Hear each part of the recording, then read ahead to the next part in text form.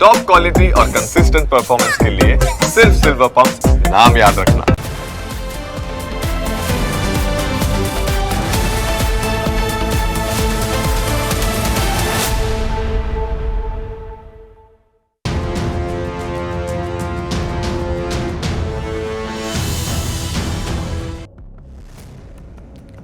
હવે વાત કરવી છે આદિવાસીઓના એક ગંભીર મુદ્દા વિશે। આ મુદ્દો દરેક આદિવાસી મિત્રો, આદિવાસી નેતાઓ અને વન વિભાગના કેટલાક અધિકારીઓએ સમજવાની જરૂર છે, કારણ કે આ મુદ્દો ખૂબ જ નાજુક છે।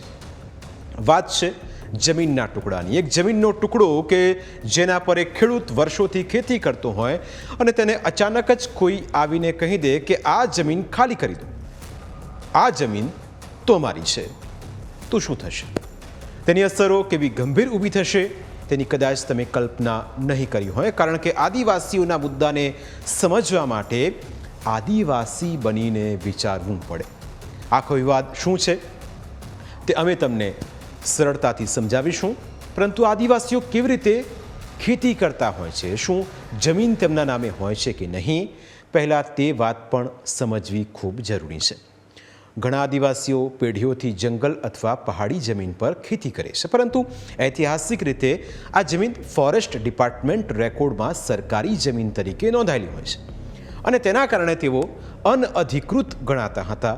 તેમને કોઈ સુરક્ષા નહોતી મળતી, જેથી ફોરેસ્ટ રાઇટ્સ એક્ટ 2006 હેઠળ આદિવાસીઓને વ્યક્તિગત અને સામુદાયિક અમુક મર્યાદામાં જમીનનો અધિકાર મળે છે, જેમાં તેઓ રહેઠાણની સાથે ખેતી કરી શકે છે। એટલું જ નહીં, panchayat extension to schedules areas act પણ આદિવાસી વિસ્તારોમાં જમીન અને સંસાધનો પર અધિકાર આપે છે। જે આદિવાસી પરિવારો પેઢીઓથી ખેતી કરતા આવ્યા હતા તેમણે સરકારે પટ્ટા આપેલા છે। કાયદાકીય રીતે તેમને રક્ષણ મળી રહે તે માટે તેમને સનદ આપવામાં આવે છે અને સનદ લેવા આદિવાસીઓના ઘણા દાવા મંજૂર થયેલા છે, પરંતુ છેલ્લા 2-3 વર્ષથી અરજીઓને મંજૂરી આપવામાં વિલંબ થઈ રહ્યો છે।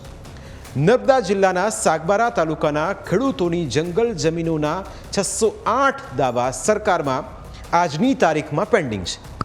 અત્યાર સુધી માત્ર 30 જેટલા ખેડૂતોને પાકી સનદ મળી છે। હવે એ સમજો કે અત્યારે આખો વિવાદ શું છે અને કેવી રીતે ઊભો થયો। તો વાત છે નર્મદા જિલ્લાના સાગબારા તાલુકામાં આવેલા ખોપી ગામ સહિત આસપાસના 12 ગામોની। આ ગામોના આદિવાસી ખેડૂતો વર્ષ 2005થી જંગલની જમીન પર ખેતી કરે છે। કાયદા મુજબ તેમણે આ જમીનનો હક મેળવવા સરકારમાં અરજી કરેલી છે, પરંતુ આ અરજીઓ હજુ મંજૂર થઈ નથી, એટલે પેન્ડિંગ છે અને અરજીઓ મંજૂર ન થઈ હોવાથી વન વિભાગના અધિકારીઓ આ ખેડૂતોને ખેતી કરતા અટકાવી રહ્યા છે।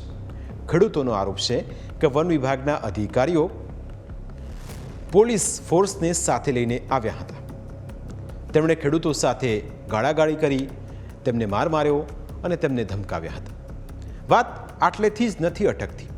અધિકારીઓએ ખેડૂતોને માર માર્યા બાદ ઉલટાનો ખેડૂતો સામે જ પોલીસ ફરિયાદ નોંધાવી દીધી, જેથી આદિવાસી ખેડૂતો ન્યાય માટે આંદોલનની તૈયારી કરી રહ્યા છે। આ ખેડૂતો જંગલની જમીન ખેડી વરસાદ આધારિત ખેતી કરે છે।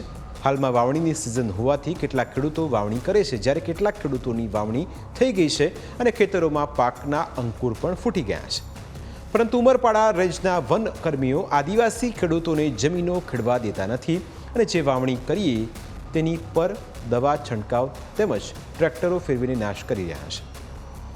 તેમને રોકવા જતાં આદિવાસી ખેડૂતો અને વનકર્મીઓ વચ્ચે છેલ્લા ઘણા સમયથી ઘર્ષણ ચાલી રહ્યું છે। હવે બીજો એક મુદ્દો ઉમરપાડા અને સાગબારાના આદિવાસીઓ વચ્ચેનો છે। એવો દાવો છે કે ઉમરપાડાના જંગલની જમીન ઉપર નર્મદા જિલ્લાના આદિવાસીઓ ખેતી કરી રહ્યા હતા। અહીં ફોરેસ્ટ રેન્જ ઉમરપાડાની છે, જેથી હવે ઉમરપાડાના સ્થાનિક આદિવાસીઓ પણ દાવો કરવા લાગ્યા છે કે બહારના આદિવાસી આવીને ખેડાણ કરી જાય તો અમને કેમ નહીં, પરંતુ હકીકત એ છે કે આદિવાસીઓ વર્ષોથી ખેતી કરતા હોય છે, તેમને ત્યાં ખેતી કરવાનો અધિકાર છે।